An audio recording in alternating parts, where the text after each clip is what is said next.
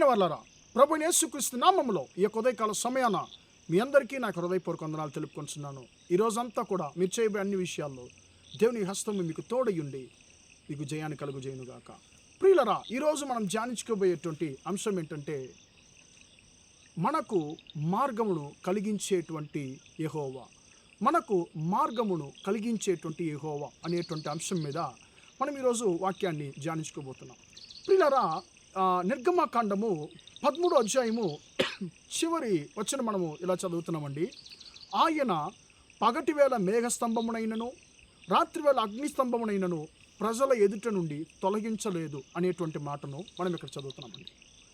ప్రియులరా, ఇక్కడ దీనికి ముందు వచ్చిన మనం చదివినట్లయితే వారు రాత్రి పగలు వారు నడవడానికి ఆయన పగటివేళ, అంటే యెహోవా పగటివేళ మేఘస్తంభంలోను రాత్రివేళ వారికి వెలిగించడానికి ఆయన అగ్నిస్తంభంలోనూ ఆయన వారికి ముందుగా వెళ్ళాను అనేటువంటి మాటను ఇక్కడ మనం చదువుతున్నాం. ప్రియులారా, మన జీవితంలో మన ముందుగా మన దేవుడైనటువంటి యెహోవా వెళ్ళుతున్నాడు అనేటువంటి దాన్ని మనము ఎప్పుడు కూడా మనం మర్చిపోకూడదండి.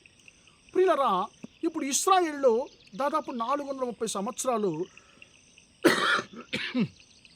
ఐగుప్తు దేశంలో బానిసలుగా ఉన్నారు. వారిని దేవుడు తన యొక్క బలమైన హస్తము చేత విడిపిస్తున్నాడు. వారు 40 సంవత్సరాలు ఒక అరణ్య ప్రయాణాన్ని వారు ఇప్పుడు మొదలుపెట్టున్నారండి. వారికైతే తెలియదు, వారు వెళ్ళేటువంటి ఆ మార్గంలో 40 సంవత్సరాలు వారు ఎలాంటి సమస్యలు ఎదుర్కోబోతున్నారు, ఎలాంటి మార్గం ద్వారా వారు వెళ్ళబోతున్నారు, ఎన్ని యుద్ధాలు వారు ఎదుర్కోబోతున్నారు, ఏది కూడా వారికి తెలియదు.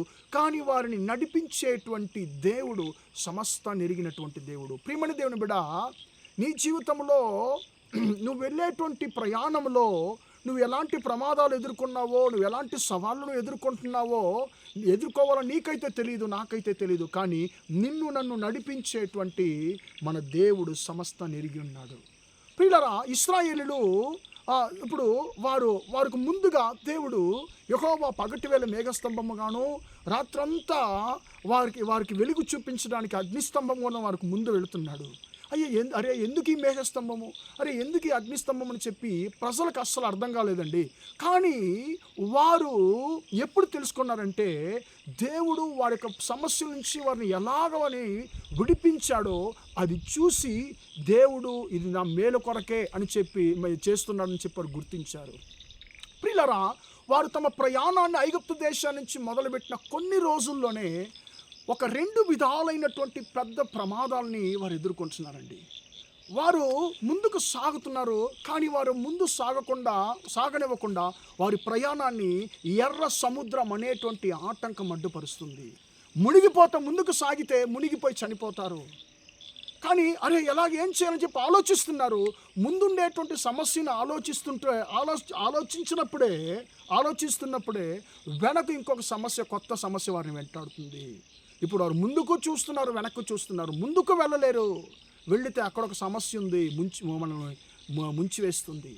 వెనక్కి పారిపోలేము, ఎందుకంటే ఫరో రాజు శత్రు సైన్యం వెంటాడుతుంది, చంపేస్తుంది. ఇప్పుడు ఏం చెయ్యాలో అసలు అర్థం కాలేదు. వారికి ఉన్నటువంటి ఒకే ఒక మార్గం ఏంటంటే యెహోవాకు మొరపెట్టడం. మరి యెహోవాకు మొరపెట్టారు. ఏం చేశాడా యెహోవా? ప్రియుల వారి యొక్క మొరను విన్నాడు. మార్గము లేని స్థలంలో, తప్పించుకోవడానికి అవకాశం లేనటువంటి స్థలంలో ఒక క్రొత్త మార్గాన్ని దేవుడు వారి కొరకు కలిగించి ఆ ఎర్ర సముద్రమును బద్దలుగా చీల్చి వారు ముందుకు సాగడానికి దేవుడు వారికి గొప్ప ఒక మార్గాన్ని, ఒక ఆశ్చర్యకరమైనటువంటి త్రోవను సముద్రపు మధ్య దేవుడు కలుగజేశాడు. వారు తమ ప్రయాణాన్ని కొనసాగారు. 40 సంవత్సరాలు ఎన్నో ప్రమాదాలు ఎదుర్కొన్నా కూడా అద్భుతకరమైనటువంటి క్రియల ద్వారా వారిని దేవుడు కనానికి క్షేమంగా చేర్చాడు. ప్రియమైన దేవుని బిడ్డ, ఈరోజు ఉదయకాల సమయము నేను ఎక్కువగా ప్రేమించేటువంటి ఒక సహోదరుడు ఆయన ఒక మాట అన్నాడు నాతో మాట్లాడుతున్నప్పుడు, మా బ్రదర్, నాకు ముందైతే ఎర్ర సముద్రం లాంటి సమస్యలు, వెనక చూస్తే ఫరో రాజు లాంటి సమస్యలు నన్ను వెంటాడుతున్నాయి. అసలు నేను 2 మధ్యలో నేను చిక్కుకున్నాను బ్రదర్, ఏం చేయాలో అసలు అర్థం కావట్లేదని చెప్పి బాధపడ్డాడు. ప్రియులారా, ఒకవేళ అలాగే మీరు బాధపడుతున్నారేమో, నాకు ముందుగా ఎర్ర సముద్రం లాంటి సమస్య, వెనక ఫరో రాజు సైన్యం లాంటి సమస్య, నేనేం చేయాలని చెప్పి బాధపడుతున్నావు. నువ్వేం చేయనక్కర్లేదు. నువ్వు యెహోవాకు మొరపెట్టు. మార్గము లేని స్థలములో ఆయన నీ కొరకు క్రొత్త మార్గాలు సృష్టించేటువంటి దేవుడు. మార్గం లేని సమయంలో, మార్గం లేని స్థలాల్లో, త్రోవలేని స్థలాల్లో దేవుడు నీకు త్రోవను కలుగజేసేటువంటి దేవుడు. కాబట్టి మన సమస్యలకు పరిష్కారము మనుషులు ఇవ్వలేరండి. మన సమస్యలకు పరిష్కారము మన యొక్క సొంత జ్ఞానం ఇవ్వలేదు, యెహోవా మాత్రమే ఇవ్వగలడు. కాబట్టి ప్రియమైన దేవుని బిడ్డ, నీ కొరకు నిన్ను నడిపించడానికి నీ దేవుడైన యెహోవా సిద్ధంగా ఉన్నాడు.